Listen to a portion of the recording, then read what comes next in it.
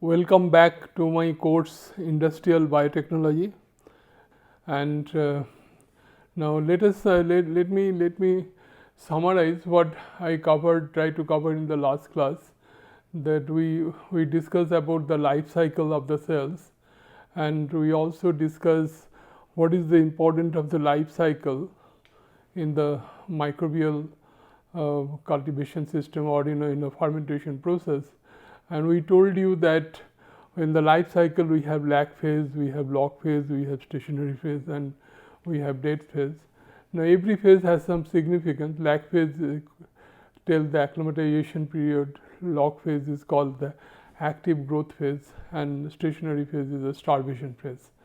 Now one thing we should have to remember, that in the fermentation industry we have two things simultaneously. We have one is inoculum preparation, another is the production fermenter.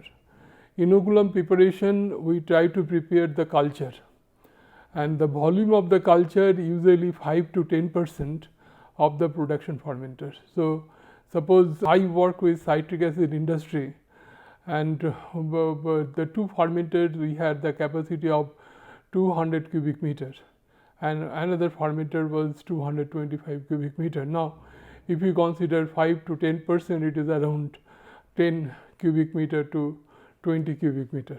So this much huge volume of culture cannot be produced in the lab, so we shall have to produce in the plant. Now when we prepare this culture, we shall have to see that culture, whatever we inoculate from the lab, it should be in the active phase.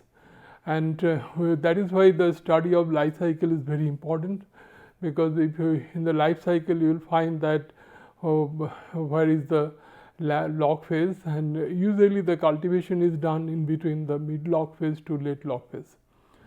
And then I told you also that most of the fermentation industry, we produce secondary metabolites. I have given the example of penicillin in different antibiotics industry, production industry like penicillin, streptomycin. So they are the secondary metabolites, and they produce in the stationary phase. Since the stationary is the starvation phase, we try to extend this stationary phase so that we can get maximum amount of product. After that, we try to discuss the role of batch process and the chemostat.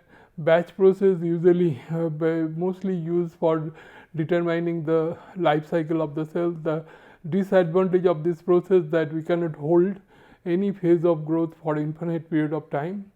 So that is the major drawback of the batch process. Suppose if we want to produce the Baker cyst, that the cell mass production maximum takes place in the log phase. So since we cannot hold the log phase for longer period of time, then naturally that we cannot get the higher amount of cell mass productivity. But in case of chemostat process, chemostat is nothing but CSTR in the biological system. And in the chemostat process, I showed you that mu equal to D. Mu is the specific growth rate, D is the dilution rate. And so dilution rate is basically is equal to flow rate the volume of the flow rate divided by volume of the reactor. So volume of the reactor, working volume of the fermenter is remaining constant. If you change the flow rate, you can change the dilution rate. So at different dilution rate, you have different steady state condition. So we try to develop the correlation between the steady state cell mass concentration, steady state substrate concentration with respect to dilution rate. Also we try to correlate how the rate of cell mass productivity correlated with the dilution rate. Then we determine that we find out the equation for Dmax. Dmax stands for the maximum the dilution rate, where we will get the maximum rate of cell mass production. Also we come across another point, what we call D washout. D washout is the dilution rate when there is no cell present in the reactor.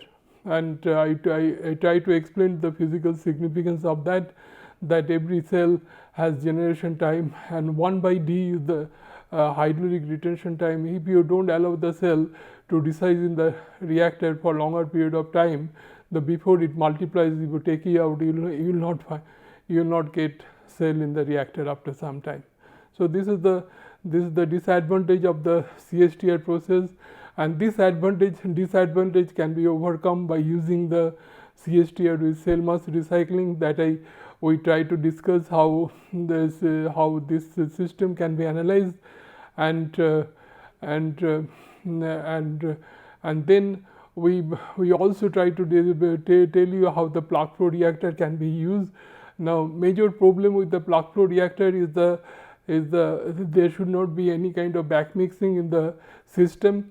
So this plug flow reactor can be used for the system where we have the product inhibition, but and this can be replaced by using the multiple CSTR. Now today we will go ahead with this, and we'll discuss some information that is left with us with this CSTR with cell mass recycling. Then I shall discuss the part model and the Ludeking Pirate model, because the Ludeking Pirate model deals with the rate of product formation in the fermentation industries, how it is correlated with the cell mass concentration, and part model usually deals with the maintenance of the cells, and this will be followed by some numerical problems. Now let me start with that. This is the comparison between the cascade chemostat and the plug flow reactor. Again, let me explain that. In case of plug flow reactor,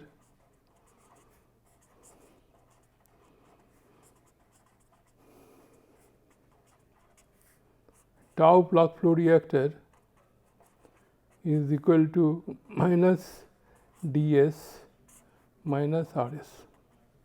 So if you plot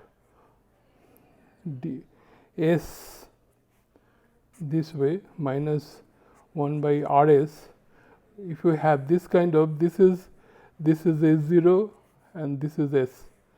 Now I told you as S decreases, that 1 by rs increases, that means rs decreases, and this is an example of the product inhibition.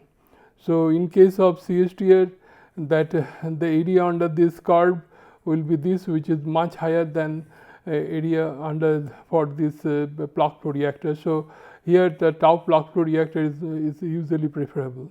Now since that plug flow reactor is very difficult to operate, it can be replaced by using the multiple CSTR, what we call the cascade fermenters. This is the, so this is first reactor, second reactor, third reactor, fourth reactor, fifth reactor. So the 4 reactors in series will be equivalent to this plug flow reactor. So the smooth dashing curve represents the progressive decrease in substrate concentration with time spent in the plug flow reactor. To eliminate the product inhibition problem, plug flow reactor is to be selected, but operation and control are very difficult in case of plug flow reactor. For most fermentation process, chemostat offers significant theoretical advantage over the plug flow reactor and the batch reactor. That is why the plug flow reactor, if we replace by cascade reactor, cascade fermenter is usually CSTR in series, then that will be equivalent to plug flow reactor. Now I was discussing about CSTR with cell mass recycling. This is the typical example of activated sludge process, where it is largely applied. Activated sludge process, as you know, this is largely applicable in the different chemical and biochemical industries. This the influent is coming, then after this is the fermenter, after that it passes through the separator, the supernatant you take out, and the settled cell mass, a part of the settled cell mass you recycle back, and excess cell mass you take out from reactor. Now here we have, now when we do kind of recycling, one thing I forgot to mention, the purpose of recycling is to increase the retention time of the cells. But because we have come across, you can see that hydraulic retention time is what? That volume of the reactor divided by volumetric flow rate. So this is the hydraulic retention time. Now this is like this. This is the flow rate. Q0 is the flow rate, and and V is the volume of the reactor.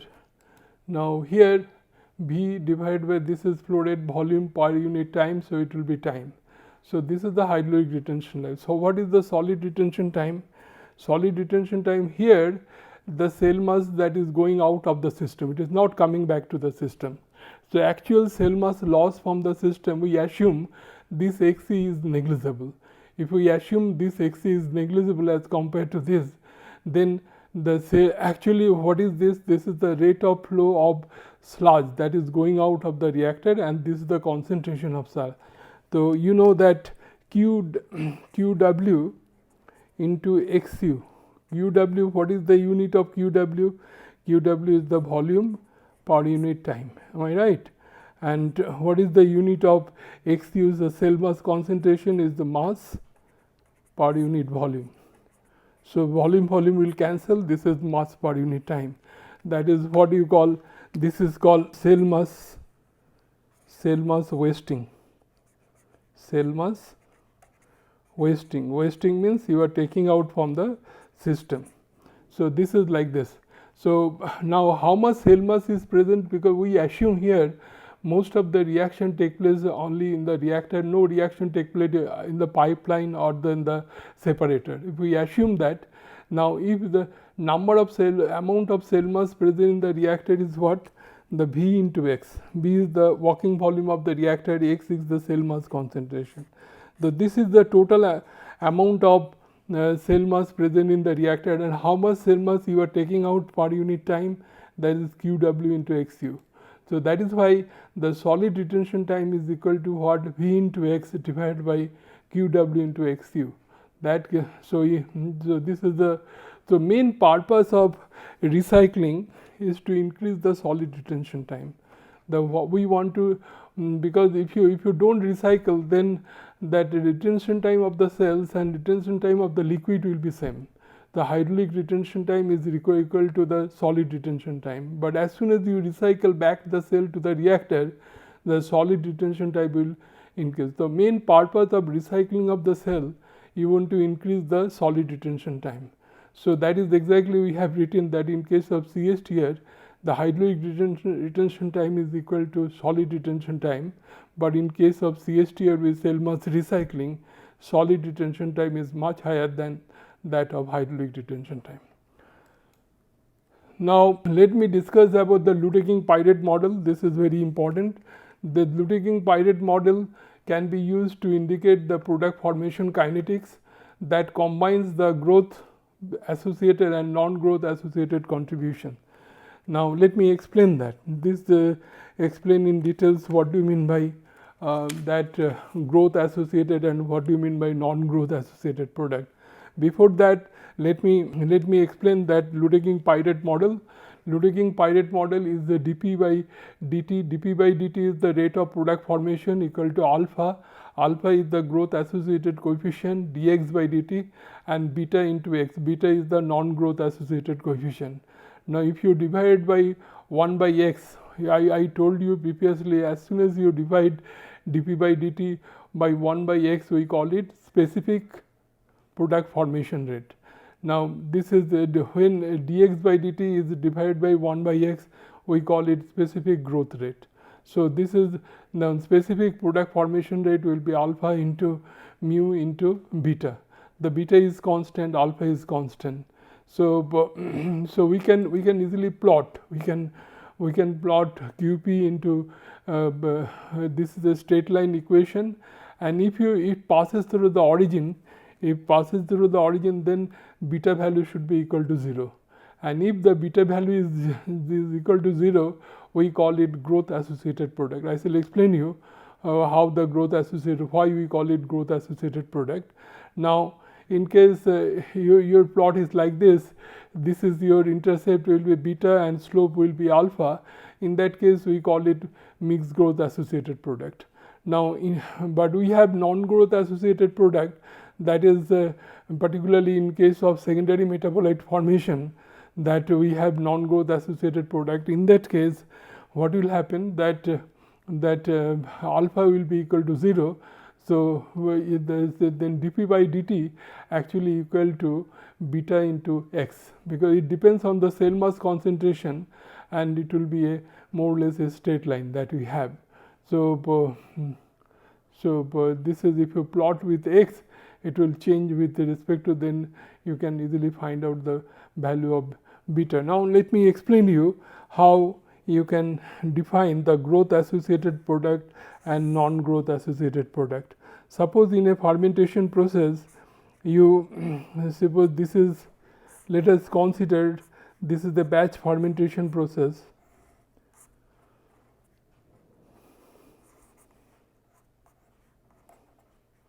Here you take the substrate or media, and then you put the cell mass here, and time to time you monitor that the cell mass concentration will increase like this with respect to time. Now if your product formation also increase like this, now you see this is product and this is cell. If the product is other than the cell, then it also changes like this. In that case, I can write dp by dt is proportional to dx by dt. That is exactly what is called that product growth associated product, and this is equal to alpha into dx by dt. Now in case of non-growth associated product, what is happening when your organisms come almost in the stationary phase, then your product formation start. This is like this.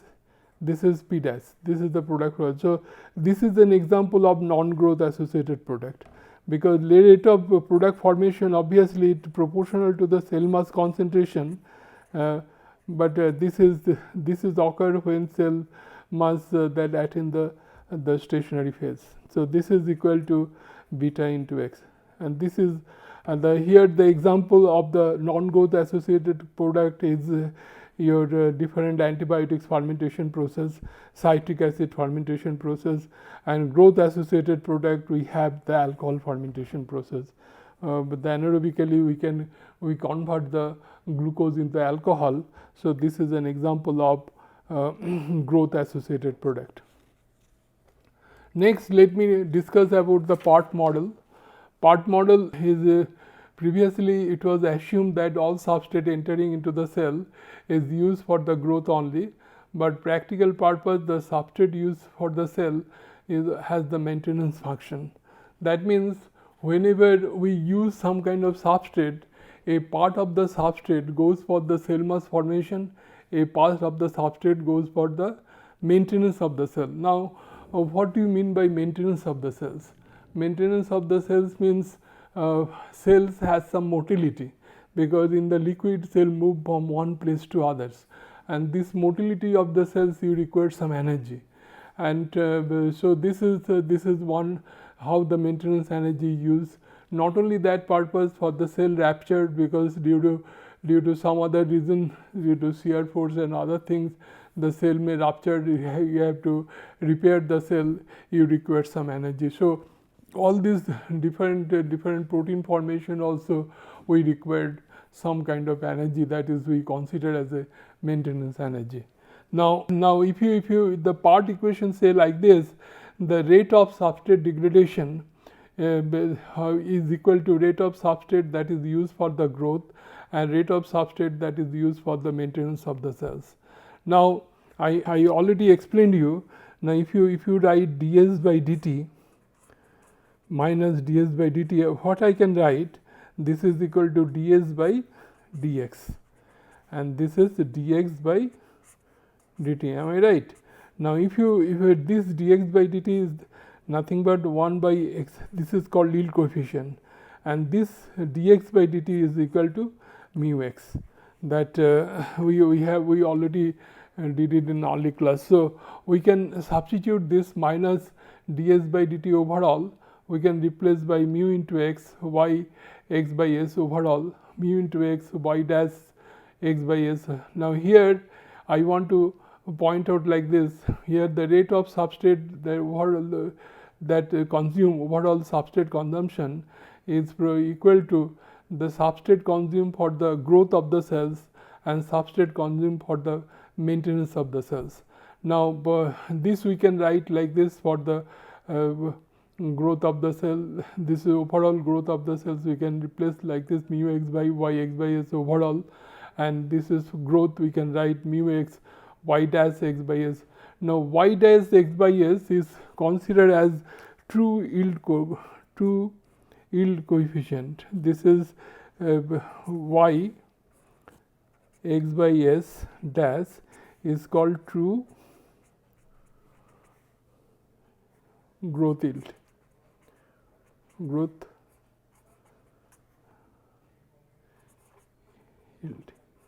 Or growth yield, or we can write it the cell mass yield. That means this is equal to also dx by ds, same as overall that overall yield coefficient. But here this ds by dx means the per gram of substrate how much cell mass produced when all the substrate is used for the growth of the cell only. No, it is not going for the maintenance of the cells. That is called the true yield coefficient. This is coefficient Cn. This we can write this. Now another thing I want to tell you, that rate of substrate used for the maintenance of the cells, this is proportional to what? This is when ds by dt, if you write this is used for maintenance. Now this is proportional to the cell mass concentration. More cell mass concentration, more will be the maintenance. Less cell mass concentration, less will be the maintenance.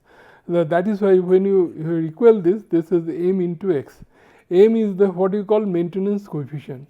This is called maintenance coefficient and unit is time inverse. This is called maintenance coefficient and unit is time inverse. So here interesting that if we plot now, if we plot 1 by y x by s overall,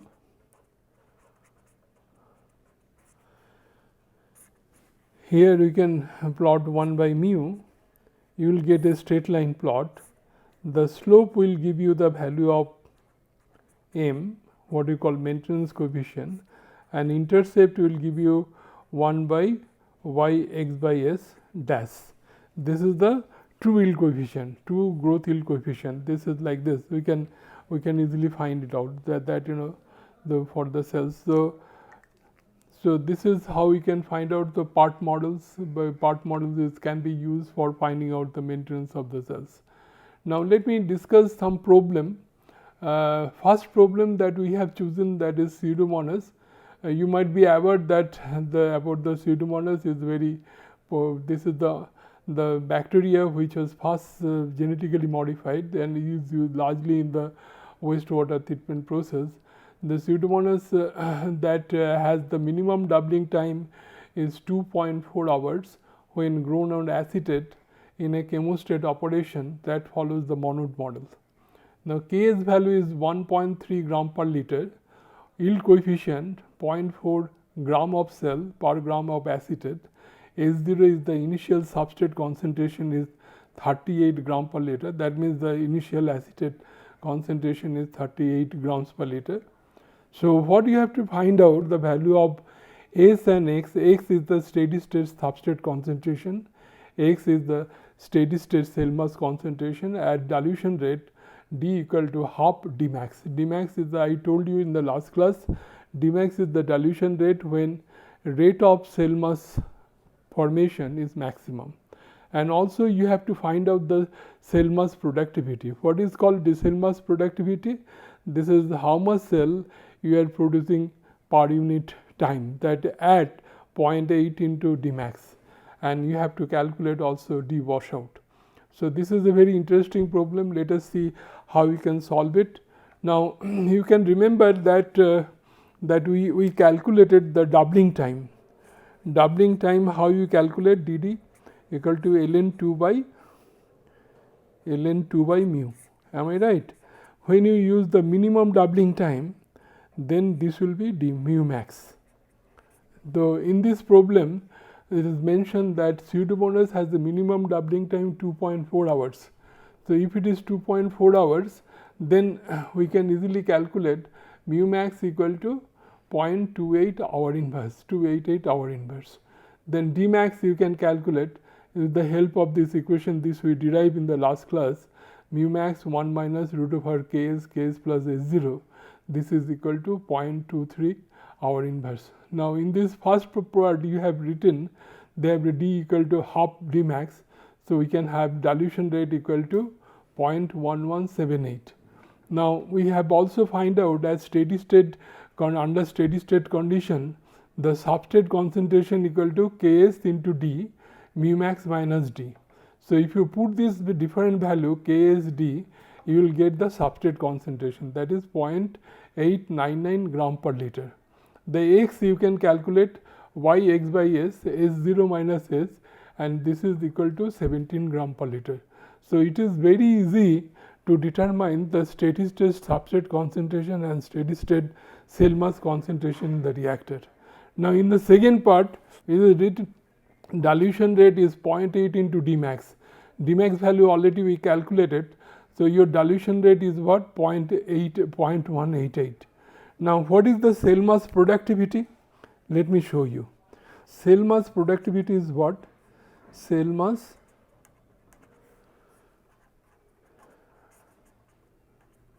productivity. Am I right?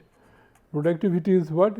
Usually it is the whatever cell mass concentration is there multiplied by D, because we have shown you this is the X, D is under steady state condition and sterile feed D equal to mu, and this is will be equal to dx by dt.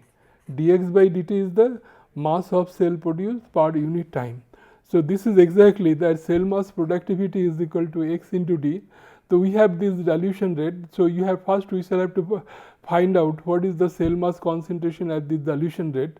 Then we can multiply that X with D, we will get the value of the cell mass productivity. This is exactly they have found out that X we find out that 16.35, and then you multiply it by 1.188, we get the cell mass productivity whose unit is gram per liter per hour.